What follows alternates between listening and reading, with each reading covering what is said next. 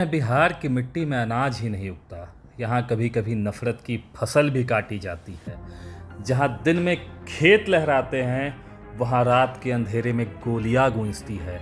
और जब इंसाफ की चुप्पी बहुत लंबी खिंच जाए, तब कोई ना कोई रणवीर खड़ा होता है। ये कहानी है खून से सने बिहार की, नक्सलवाद की, नरसंहार की और उसके प्रतिकार की।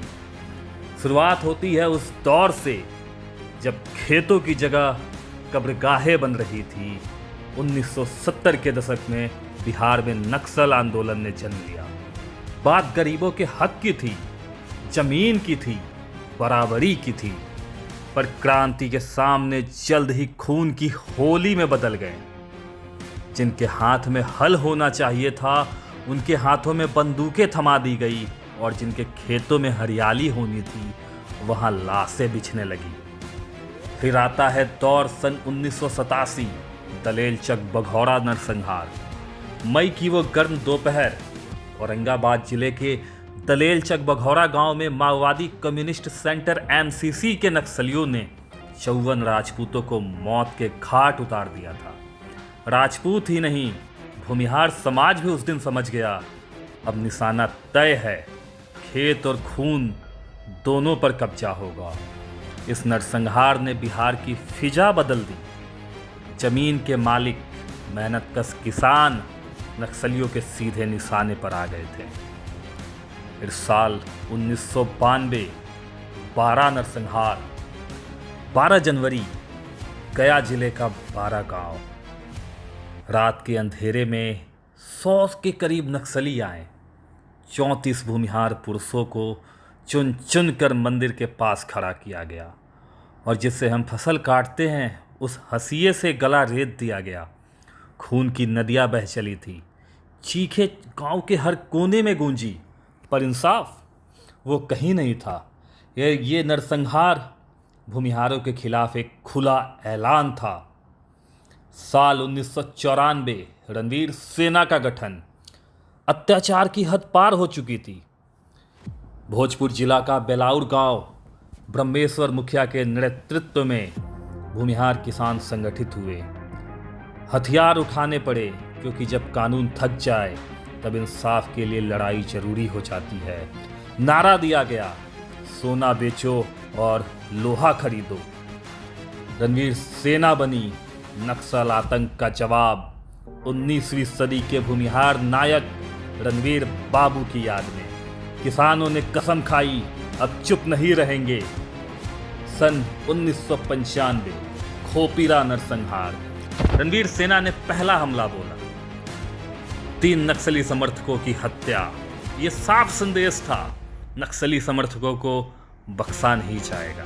सच कहे तो ये शुरुआत थी खून खराबे के उस सिलसिले की, कोई निर्दोष नहीं बचा। फिर आता है सन 1996, पठानी टोला नरसंहार। 11 जुलाई, भोजपुर जिला। रणवीर सेना ने नक्सलियों के खिलाफ एक बड़ा हमला बोला। 21 लोगों को मौत के घाट उतार दिया गया। 11 महिलाएं, 6 बच्चे, 3 शिशु भी थे। लोग कहते थे ये बदला था, ये क्रूरता की हद थी। लेकिन सेना का बयान था, हम बच्चों को इसलिए मारते हैं क्योंकि वो बड़े होकर नक्सली बनेंगे। हम महिलाओं को इसलिए मारते हैं क्योंकि वो नक्सलियों को जन्म देगी। सवाल उठे, दुनिया दहल गई। पर जमीनी हकीकत ये थी, गांव गांव में नफरत की आग फैल चुकी थी। 1997, हैबसपुर, आकोपुर, इकवारी, रणवीर सेना ने लगातार हमले किए। 16 मुसहर समुदाय के लोग, 3 हरिजन, 8 और नक्सल समर्थक मारे गए। और पुलिस दरवाजे खोलती रही, हत्याएं होती रही, गांव के गांव जलते रहे। लेकिन यह ऐलान था, नक्सल को उन्हीं की भाषा में जवाब दिया जा रहा था। फिर साल 1997, लक्ष्मणपुर बाथे नरसंहार। यह नक्सलियों पर अब तक का सबसे बड़ा हमला था। 1 दिसंबर, जहानाबाद जिला। 61 नक्सल समर्थक मारे गए, जिसमें 16 बच्चे, 27 महिलाएं भी थी। शरीर छत विछत। ये उस खून के बदले की कीमत थी जो 12 में बहा था। बिहार की धरती कराह उठी, इंसानियत शर्मसार हुई। 1999 सेनारी नरसंहार। 18 मार्च एमसीसी के नक्सलियों ने लक्ष्मणपुर बाथे का बदला ले लिया था। 34 भूमिहार पुरुषों को ठाकुरबाड़ी मंदिर के पास खड़ा किया गया और गला रेत दिया गया। वही हत्या करने का वही तरीका जो 12 में अपनाया गया, वही सेनारी में भी दोहराया गया। बदला का दौर चल रहा था, मौत का हिसाब मौत से चुकाया जा रहा था। फिर 1999 शंकर बिघा और नारायणपुर नरसंहार। रणवीर सेना ने एक बार फिर से बदला लिया। इस बार बदला था सेनारी का। 22 नक्सल समर्थकों की हत्या की गई। ये जवाब थे जहर में डूबे, खून में सने। 2000 मियापुर नरसंहार। 16 जून औरंगाबाद जिला। 34 लोगों की हत्या। ये तो बस सरकारी आंकड़े थे, लेकिन कहा यह जाता है कि उस रात 100 से ज़्यादा नक्सलियों की हत्या की गई थी। कहा जाता है कि सारे नक्सल उस इलाके के इकट्ठा हुए थे और रणवीर सेना को पता चला और चुन चुन कर मारा गया।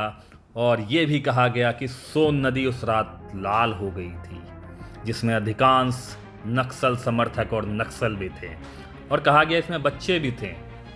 ये सेनारी नरसंहार का बदला था। बिहार चल रहा था, गांव के गांव वीरान हो रहे थे और दिल्ली में सियासत ज्यों की त्यों चल रही थी। सन 2002 कुरमुड़ी अरवल नरसंहार। सेना की कार्रवाई जारी रही और नक्सल समर्थकों की हत्या की गई। नक्सलियों को जवाब मिलता रहा, पर इंसाफ वो कभी इधर कभी उधर राजनीति में खो गया। साल 2012 ब्रह्मेश्वर मुखिया जी की हत्या। 1 जून बिहार की राजनीति हिल गई। मुखिया जी की हत्या कर दी गई। समर्थकों ने आगजनी की, सड़कों पर हंगामा हुआ, पर सच यही था, रणवीर सेना का युग धीरे धीरे खत्म हो रहा था। पर सवाल आज भी जिंदा है। जमीन की लड़ाई, इंसाफ की लड़ाई और नफरत की फसल अब भी वही बोई जा रही है। ये कहानी किसी एक जाति की नहीं थी, ये उस सिस्टम की है जो इंसाफ देने में नाकाम रहा और लोगों ने खुद कानून उठा लिया। नक्सलवाद हो या रणवीर सेना, जब तक भूख, अन्याय और जमीन की लड़ाई जिंदा है, बिहार का इतिहास खून से ही लिखा जाता रहेगा।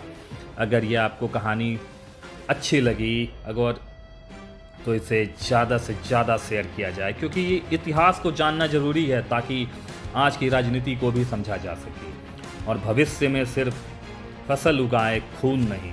जय किसान, जय रणवीर, जय बिहार, जय भारत।